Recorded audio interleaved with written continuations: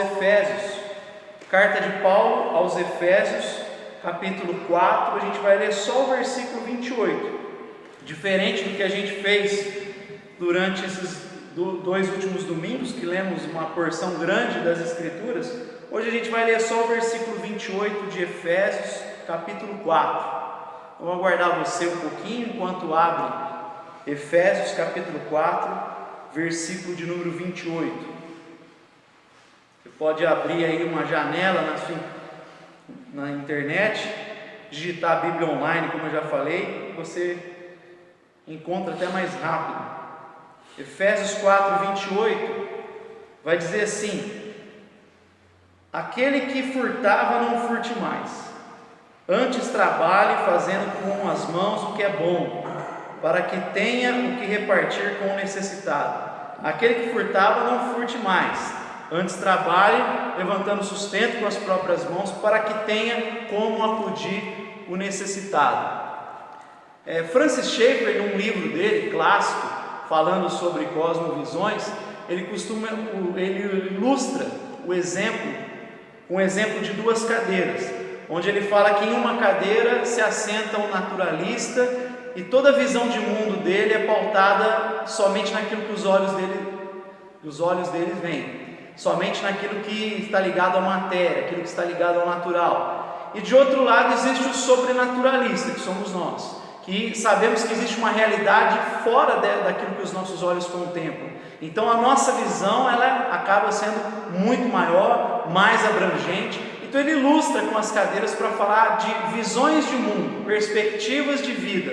E eu queria usar esse exemplo dele nessa noite, mas colocando mais uma cadeira aqui, para a gente falar de três modos de olhar para a realidade a partir desse versículo que nós lemos em Efésios. É possível na nossa sociedade brasileira, em Ribeirão Preto, em qualquer sociedade do mundo, três maneiras de olhar para o próximo, três maneiras de se relacionar com o nosso semelhante, e esse texto mostra isso para nós também. E a primeira que eu gostaria de citar com os irmãos, a primeira maneira de olhar para o mundo, a primeira perspectiva que nós podemos ter em relação ao próximo, é aquele que se assenta e vive debaixo daquilo que eu vou chamar aqui de lei de Gerson. Os amantes do futebol sabem quem é o Gerson. Talvez a moçada mais nova não sabe de quem eu estou falando, mas o Gerson ele foi um volante da melhor seleção brasileira que nós já tivemos na história, que é a seleção de 1970. Claro que alguns vão dizer que há controvérsias, mas a seleção de 70 é considerada, para a maioria, a melhor seleção de todos os tempos. E o Gerson foi um volante, um jogador extraordinário, mas ele ficou também famoso no Brasil, lá naquelas décadas 70, e depois posteriormente 80, porque ele fez uma propaganda de cigarro, e nessa propaganda ele dizia que o brasileiro quer levar vantagem em tudo. E aí na propaganda ele dizia: leve vantagem você também.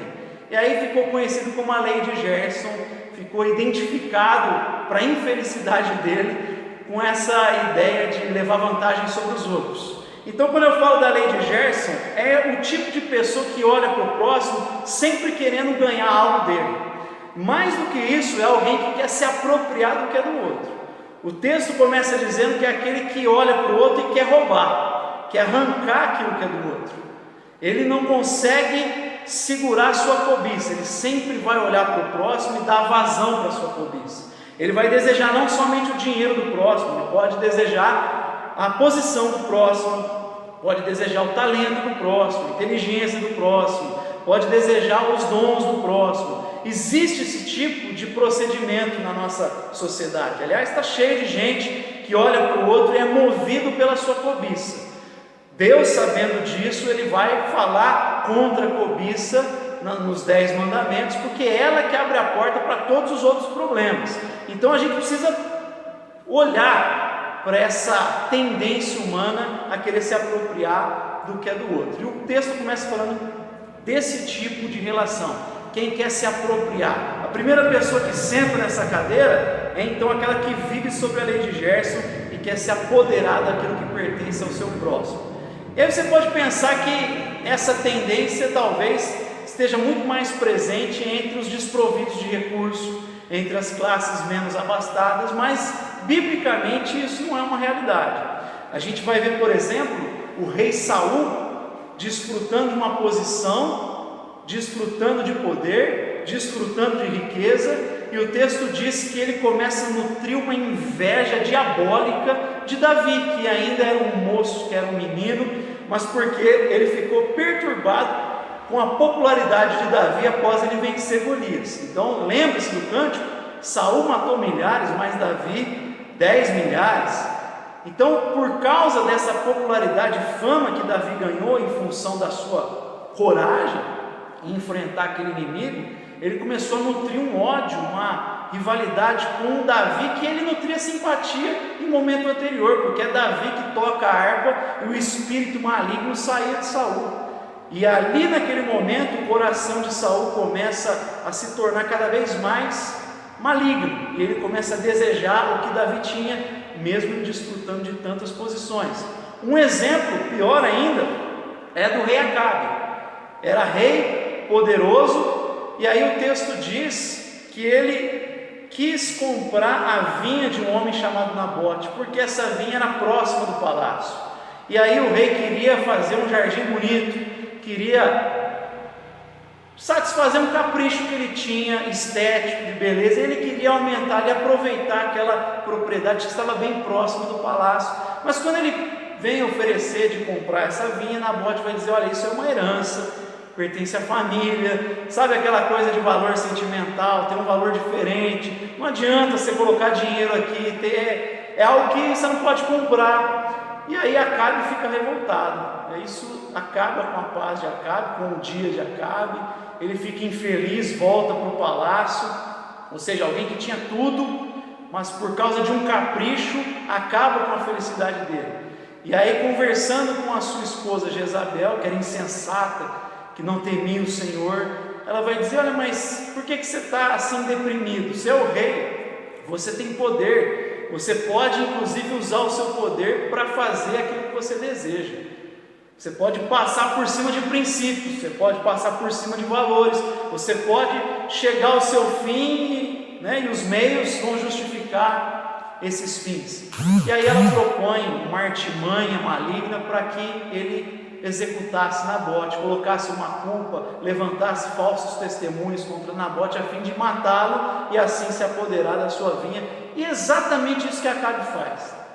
Mesmo tendo riqueza, mesmo tendo muitas coisas, ele consegue ter a capacidade maligna, perversa, de tirar algo de uma pessoa que não tinha absolutamente nada, exceto essa vinha. Ele, não feliz com tudo que tinha, vai lá e tira o pouco que esse homem tinha, mata aquele homem. Ou seja, essa cobiça, ela está presente no pobre, no rico, em qualquer ser humano, porque o ser humano é caído. O ser humano sofreu os efeitos da queda, e a gente precisa vigiar o nosso coração. Paulo começa então falando de um tipo de pessoa que vive sobre essa lei, quer tirar vantagem, aquilo que é do outro pode ser meu, eu posso me apropriar do que é do outro. Mas então a gente vem para a segunda cadeira, a gente vem na cadeira que eu vou chamar aqui do individualismo absoluto, embora individualismo já é uma absolutização, mas para deixar claro, é a pessoa que vive sobre a lógica de que cada um na sua, ou sobre aquele slogan que a gente vê muitas vezes nos carros, Deus deu a vida para que cada um cuide da sua, cada um é cada um no seu quadrado. Paulo vai dizer assim que há pessoas que não roubam, mas há pessoas que trabalham, há pessoas que adquirem o próprio sustento, que se esforçam, contudo, a vida do outro não faz a menor diferença para eles. É o tipo de pessoa que vive indiferente ao próximo. E aí eu vou dizer que nessa cadeira se assenta a maioria da nossa sociedade. Nessa cadeira senta gente inclusive que se diz cristã. Nessa cadeira senta gente que frequenta cultos, que frequenta igrejas, que lê a mesma Bíblia, que lê o Evangelho, mas foi encapsulado, foi abraçado por essa visão de mundo. Ele trabalha, e você provavelmente já ouviu esse tipo de fala: eu não bebo, eu não fumo, eu não tiro o que é do próximo, eu não roubo ninguém, eu não leso ninguém, eu não prejudico ninguém. Vai falar para mim que você nunca ouviu esse tipo de conversa nas igrejas. Eu não faço nada disso, eu não faço mal para ninguém, mas a grande pergunta é: o que é que faz de bom para o outro? A gente se esquece que tão pecaminosa como as ações destrutivas, como a da primeira cadeira, são as ações de omissão dessa segunda cadeira. Para Deus, Ele vai dizer que a omissão também é pecaminosa. Tiago diz: quem sabe que deve fazer o bem e não faz, nisto peca. Quem vê o próximo precisando de socorro, precisando de ajuda, precisando de auxílio, e você fecha o coração porque é a vida dele e você acha que não tem nada a ver com a sua, ele que cavou aquilo ali, aquela situação, você não tem nada a ver com aquilo, é alguém que não tem de modo algum a visão bíblica, mas alguém que foi absorvido por essa visão individualista que impera na sociedade que a gente vive. Esse é o tipo de visão que mais está presente, como eu falei, é aquela visão do jovem, do rico, da parábola que Jesus conta em Lucas 16. É curioso dessa parábola que Jesus narra, porque você não vai ver nenhuma ação que geralmente é rechaçada pelos cristãos, pelos religiosos, muitas vezes. Jesus diz que o sujeito era rico, ele tem todo o direito de ser rico, e todo mundo tem o direito de ser rico, todo mundo que trabalhou, conseguiu ter êxito na sua profissão, não tem problema algum quanto a isso. A Bíblia não abomina você ter riqueza, mas nessa parábola diz que ele se fartava com banquetes, que vestia linho finíssimo e púrpura, vestia-se muito bem, e à sua porta tinha um mendigo, o corpo coberto de chagas, cheio de feridas, estava na beira da sua porta. Não diz mais nada o texto, só diz que um tinha muito, outro não tinha nada, e os dois morreram. E aí vai dizer que esse rico foi para um lugar de sofrimento e tormento, enquanto Lázaro foi levado para um lugar de consolo, o seio de Abraão, que traduzindo para o nosso evangeliquez seria: foi para a glória, está na glória. E aí a nossa pergunta: mas por quê? Ora, a grande denúncia desse texto é exatamente o que esse homem deixou de fazer, porque o pobre estava ao seu alcance, o mendigo estava muito próximo dele, e mesmo assim ele fechou o seu coração, ele não estendeu as mãos, e é essa denúncia que Deus está fazendo nesse texto. A gente se esquece, quando falamos de muitos pecados, como o sujeito que é alcoólatra, que não se controla, que é preso por um vício, a gente fala do problema da homossexualidade, a gente fala tudo isso, mas a gente esquece que esse pecado é abominável diante de Deus. Quando Ezequiel, o profeta, no capítulo 16, verso 49, apresenta o motivo de destruição de Sodoma e Gomorra, a principal causa não é a depravação moral, embora também seja, mas a principal causa é: você tinha fartura de bens, você tinha abundância de recursos e viu as cidades ao redor passando necessidade e não estendeu as mãos. É por isso que eu fui lá e removi você do seu lugar. Pode abrir na sua Bíblia, Ezequiel 16, 49, 50, você vai ver esses motivos. Depois o profeta vai falar das práticas abomináveis, mas a primeira razão é: você fechou o seu coração. Então é importante para nós vermos como isso para Deus é muito problemático. Deus, ele abominou aquela situação e foi a causa dele destruir essa cidade. Uma cidade completamente tomada por essa consciência de individualismo, de extravasar os meus desejos, de não se importar com ninguém ao meu lado. O que eu estou me importando é com satisfazer os meus caprichos, os meus desejos. A nossa sociedade é assim nos nossos dias. O hedonismo predomina, a busca pelos prazeres é o que dá o tom nas nossas relações. Então, primeiro Paulo fala desse sujeito que se assenta e vive sob a lei de Gerson. Eu quero tirar vantagem do outro, eu quero me apropriar do que é do outro. Depois ele fala desse sujeito que se assenta na cadeira do individualismo absoluto, que eu falei que a maioria da sociedade e muitos nas igrejas se assentam nessa cadeira também. Não se importam com o próximo, são indiferentes ao outro. Mas aí Paulo vai dizer sobre a terceira cadeira. E essa ele vai dizer que é a cadeira que o cristão se assenta, que não é nem aquele que rouba, não é nem aquele que trabalha e olha para a própria vida, mas é aquele que tem os recursos, mas não se apropria dele porque entende que o que ele tem não é dele, o que ele tem foi dado por Deus para ser compartilhado. Aquele que roubava não roube mais, trabalhe para ter como acudir o necessitado. A terceira cadeira, meus irmãos, é quem vive sobre a lei do ágape, é quem vive sobre a lei do amor. A Bíblia diz que o ágape não é um sentimento, a Bíblia diz que o ágape é primeiramente uma ação, a Bíblia diz que o ágape é vontade, a Bíblia diz que o ágape é hábito, a Bíblia diz que o ágape é verbo, é você fazer, é você ter ações. Ágape é serviço, é decisão de ir em direção ao outro, e é isso que a Bíblia apresenta para nós quando a gente lida com o mal. Paulo em Romanos 12:9 diz: nós não vencemos o mal com a não prática do mal, nós vencemos o mal com a prática do bem. A gente vence o mal praticando o bem, a gente vence a injustiça praticando a justiça, a gente vence a mentira falando a verdade em amor, a gente vence os problemas do egoísmo sendo altruísta. É isso que a Bíblia diz. Então ela tira o sujeito dessa condição, mas ela não coloca esse nessa, ela coloca ele do outro lado. A conversão é meia volta, a ideia de arrependimento é dar meia volta. Você está caminhando para esse lado da lei de Gerson, mas quando o Evangelho bate no nosso coração, a gente dá meia volta e começa a caminhar para alinhar a nossa vida aos princípios do Evangelho, aos princípios do ágape. E quando a gente olha para Jesus, quando a gente olha para os apóstolos, para os profetas, a gente vai ver sempre a vida cristã sendo colocada de uma maneira positiva, uma maneira proativa. Como eu falei, a gente vence o mal com a prática do bem. A Bíblia diz: façam aos outros aquilo que vocês querem que lhes façam. Nisso se resume os profetas e a lei. A lei e os profetas, os mandamentos e os profetas, como é que a gente resume? Façam aos outros aquilo que vocês querem que lhes façam.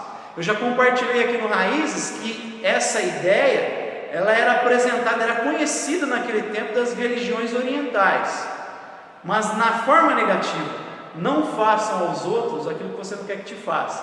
Você entende que da forma negativa está muito mais perto da segunda cadeira, mas Jesus vem e coloca na terceira cadeira, diz: não é deixar de fazer o que você não quer que faça para você, faça o que você quer que te faça. Se o teu inimigo tiver fome, dá de comer, se tiver sede, dá de beber. Fazendo isso, você vai amontoar brasas vivas sobre a cabeça dele. Quando você vê alguém com fome, dá comida, alguém com sede, dá bebida, alguém que está precisando desesperadamente do Evangelho, compartilha, alguém que precisa de um abraço, abraça. É isso que o Evangelho propõe para nós. É sempre positivo, é sempre fazendo, é sempre ação. O ágape nos coloca em movimento. É dessa forma que o Evangelho se apresenta para nós. Ame ao seu próximo, Jesus diz, como eu vos amei. Jesus nos amou entregando a vida dele por nós. Jesus nos amou quando éramos pecadores e não tínhamos condição alguma de obter o favor dele. Ele veio ao nosso encontro. Ele veio ao nosso encontro mudar a nossa realidade. É justamente pela graça dele que a gente pode ser despertado para a nossa condição de pecado e dizer: tem misericórdia de mim. Ninguém vai dizer tem misericórdia de mim sem antes ter os olhos abertos pela graça e a misericórdia de Deus. Ela faz isso. Por isso a salvação é pela graça. Não dá para você convencer Deus e depois você ter a consciência da graça. Não, primeiro a graça te desperta, porque nós estávamos mortos nos nossos pecados, e aí a gente diz: Senhor, obrigado, tem misericórdia de mim. Aí a gente responde. É depois que a graça nos desperta, abre os nossos olhos, o nosso coração. Então Jesus, quando ele coloca um novo mandamento, ele fala: olha, o amor que você tem que ter é o que eu tive por vocês. É um amor sacrificial. É você fazer, mesmo que muitas vezes pese para você. Aliás, ágape é exatamente isso. A caridade no conceito cristão, o amor, a caridade, você vai ver que em 1 Coríntios 13, essa expressão muitas vezes é trazida como caridade, porque tem a ver com movimento, tem a ver com ação. A caridade, biblicamente, ela tem que pesar, ela envolve um sacrifício da nossa parte. O altruísmo, a generosidade envolve isso. Por exemplo, ajudar alguém que está em necessidade, na ótica cristã, vai pesar no bolso, vai pesar no nosso bolso muitas vezes. Mas eu não tenho, mas a caridade é exatamente isso. Você sabe que o pastor Carlinhos Queiroz, ele inclusive tem uma frase que talvez para muitos seja forte. Ele diz assim: doar o que sobra, talvez pode ser uma denúncia da nossa injustiça. Porque o amor precisa pesar, a caridade precisa pesar no bolso muitas vezes. Não foi exatamente isso que aconteceu com os macedônios? Que Paulo diz que eles estavam em extrema pobreza, mas mesmo assim eles levantaram recurso para suprir os irmãos que tinham falta lá em Jerusalém. Estavam passando perseguição e privação de bens materiais, mas mesmo assim colocaram a mão no bolso e ajudaram. Pesou para eles, mas eles sentiram satisfação em fazer isso. Por que sentiram satisfação? Porque eles viram o exemplo de Cristo na pessoa de Paulo, que foi para a cidade deles e foi açoitado, foi para a cidade deles e foi preso, ficou amarrado, algemado no cárcere, e mesmo assim viram graça naquele homem, e por isso, como uma resposta de constrangimento àquele amor, eles também não tinham, para eles pesar algum, não tinha reserva alguma em ajudar o próximo, ajudar o necessitado. Gente, a lei cristã é a lei do ágape, em um certo sentido, é a lei do amor. Claro que não é lei no sentido que muitos vão colocar, mas eu estou dizendo, você se sujeita por amor, você se sujeita porque a graça alcançou o teu coração. Essa é a ideia cristã. É aqui que Paulo diz que nós devemos nos assentar, é aqui que nós devemos estar. Então a gente vê de um lado a cadeira da lei de Gerson, quero me apropriar do que é do outro lado do individualismo, cada um na sua, Deus deu a vida para que cada um cuide da sua. E desse lado a gente vê a lei do ágape, a lei do amor. Desse lado a gente vê o antipático. Quando você está feliz, ele se alegra com a sua. Quando você está triste, ele se alegra com a sua desgraça. Se você está feliz, ele fica chateado, porque ele tem aversão a você. Essa aqui é o apático. Ele é totalmente indiferente a você, porque ele está olhando para o próprio umbigo. E desse lado é o empático, é o que tem compaixão e mergulha na dor do outro. Na primeira cadeira, gente, senta o Jacó, engana o pai, engana o irmão, engana o sogro, engana todo mundo. Por quê? Porque ele está pensando nele, ele vê o outro como um meio de se apropriar. A primeira cadeira são os assaltantes da parábola do samaritano, mas na segunda cadeira é o rico da história que eu disse, é o indiferente, são as pessoas de Sodoma e Gomorra. Mas na terceira cadeira se assenta o macedônio, se assentam os macedônios. A terceira cadeira é o exemplo do Cristo que, sendo rico, se fez pobre para nos enriquecer. É o Cristo que, onde passava, fazia o bem a todas as pessoas. Além de nós termos uma consciência de humanidade, e nesses dias nós estamos vendo como nós estamos ligados uns aos outros, porque toda essa privação que precisamos ter, seja ela no aspecto vertical, horizontal, é porque nós estamos ligados e afeta, tudo nos afeta. Nós estamos ligados porque somos raça humana, mas além de termos essa consciência, o nosso exemplo de vida, de humanidade, é Jesus de Nazaré. Ele é o protótipo, o modelo para nós encarnarmos e vivermos, e a Bíblia diz que nós precisamos nos assentar nessa cadeira. A pergunta reflexiva para você é: qual cadeira que você tem se assentado nesses dias?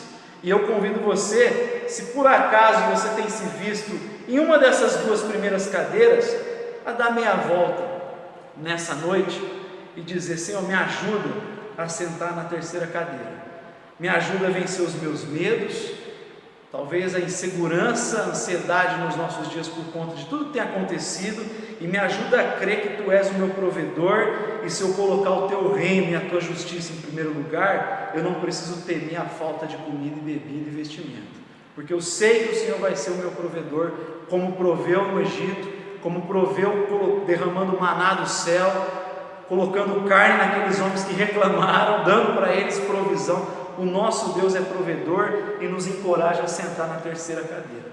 Amém? Essa palavra que eu queria deixar para os irmãos e fazer uma oração com vocês, e depois a gente ter um tempo de louvor e adoração mais um pouquinho. Pai, nós